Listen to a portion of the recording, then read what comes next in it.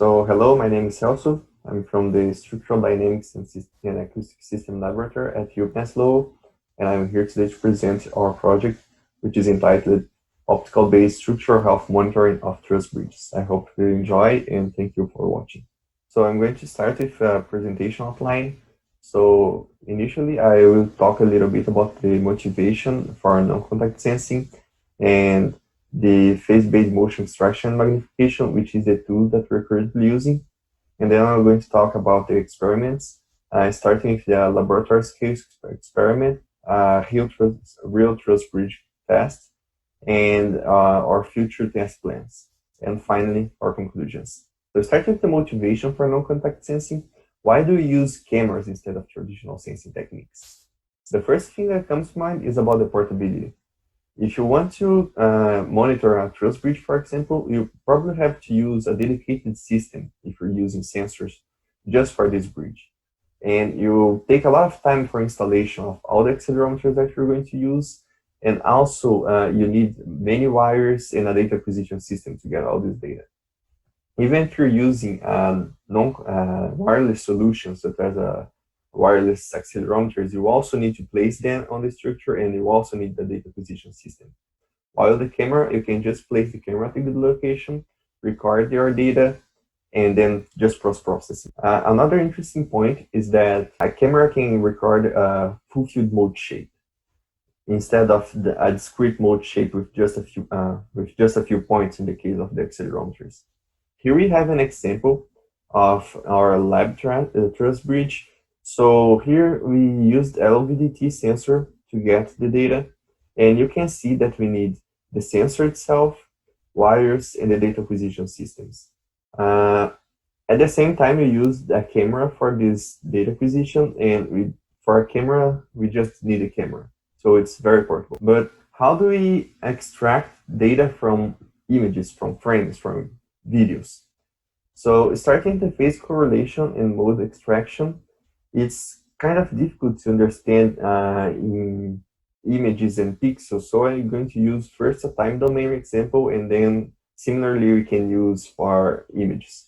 So we have here on the top left two sine waves that has a delay between them.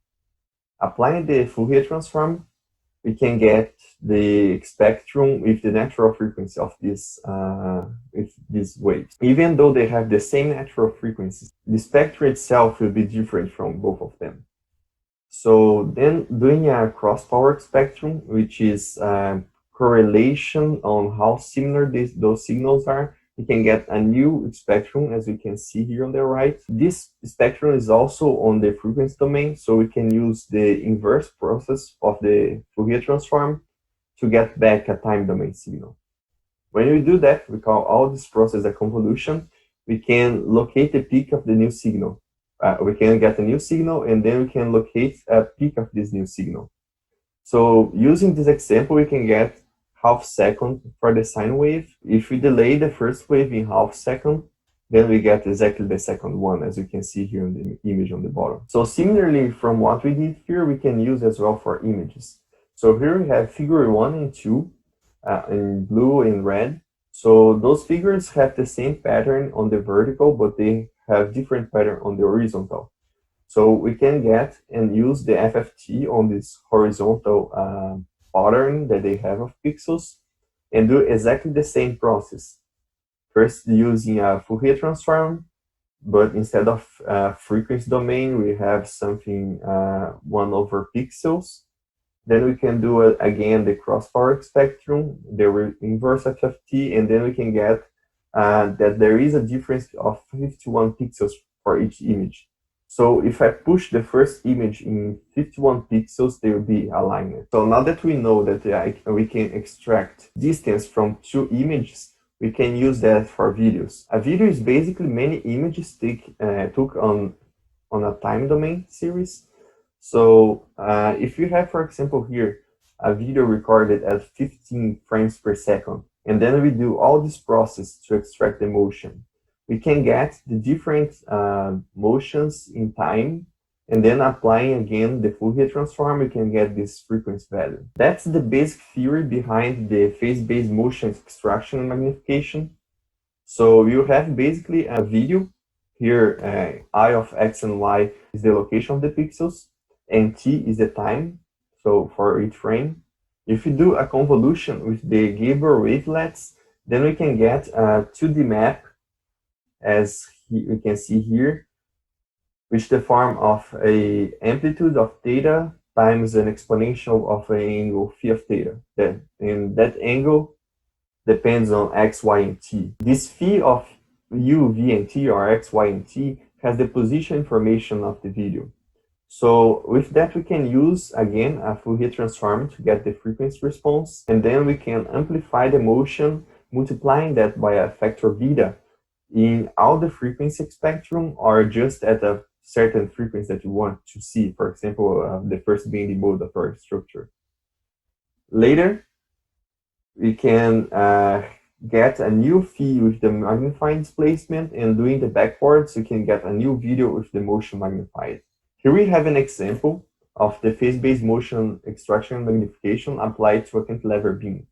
The first animation here shows an impact at this cantilever beam and its motion on the natural without any amplification or motion extraction. So using phase-based motion extraction, we can get the first 4 bending modes of this beam, and then applying the phase-based motion magnification, we can isolate each mode shape.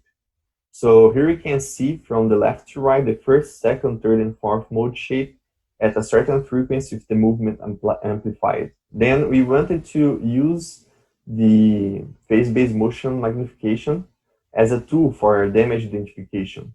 So for that, we started with a test in a laboratory scale truss bridge using basically the camera and 120 frames per second as setup. So using the phase-based motion magnification, we can extract the mode shape of the entire structure. Here on the bottom, we can see 2 videos. On the left, without any motion magnification, and on the right, with the magnification, it can be observed that we can see the movement, and also we can extract the natural frequencies. So here are a few parameters that we used.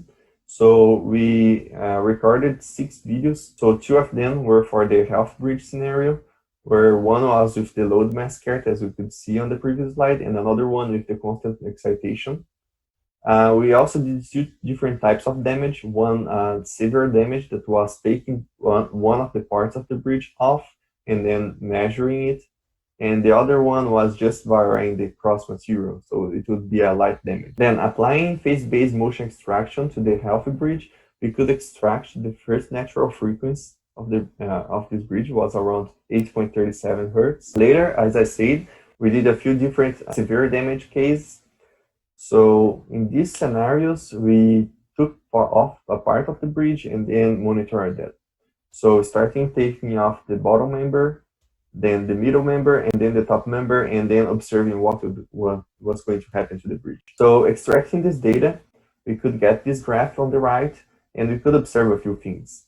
The first one, that there is a shift of the frequency if compared to the natural frequency, which was 8.37 hertz. And there is difference on the spectrum for each damage as well. So we can see, for example, if we take the middle member, the frequency change for 8.41 hertz, while if you take the top member, the frequency goes to 6.6 hertz. However, there are other factors that can influence the response. So we wanted to do more damage cases and more cases. Starting with the light damage, we used the same element but with geometry with less stiffness to replace this one highlighted in red. And we could observe that there is also a difference with light damage.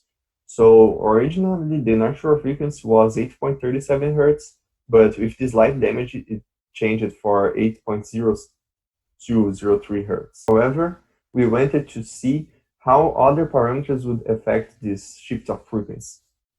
So later we used, instead of the load mass curve, as you can see on the top, constant excitation on the bottom.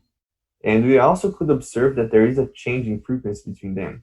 The frequency changed from 8.37 to 8.7 hertz. This change is basically due to the weight distribution of the bridge.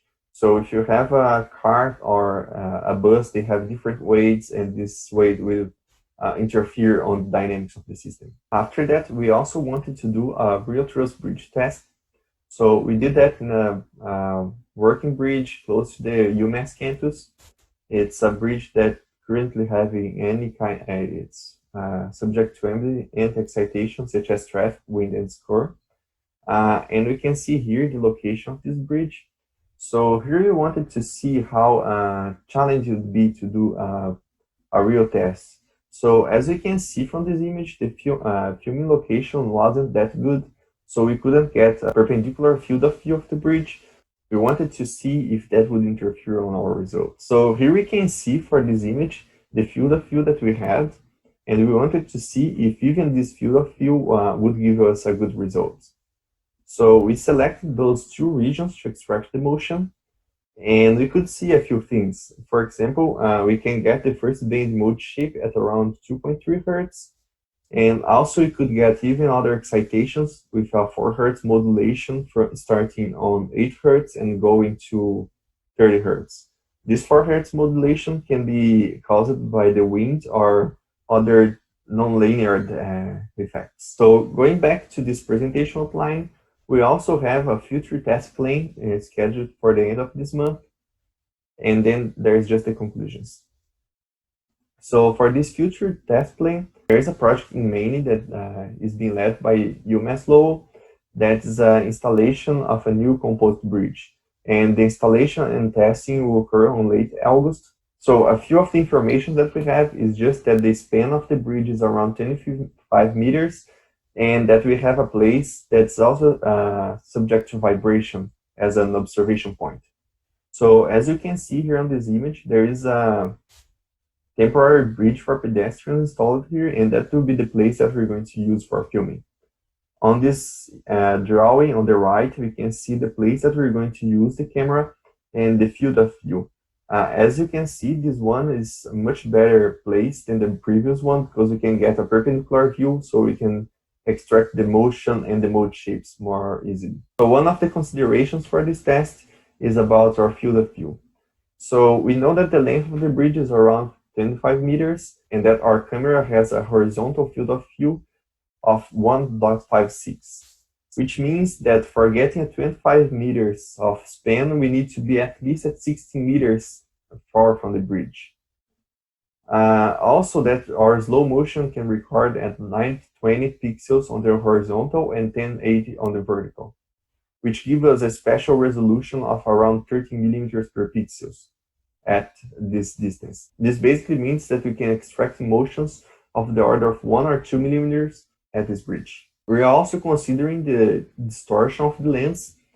So we probably at 60 meters, you can get a good field of view that will avoid these regions of the lens that has distortion. The second consideration that we have is that the place that we're going to record there has vibration as well. So for that, we are creating a laboratory scale setup for ground motion monitoring.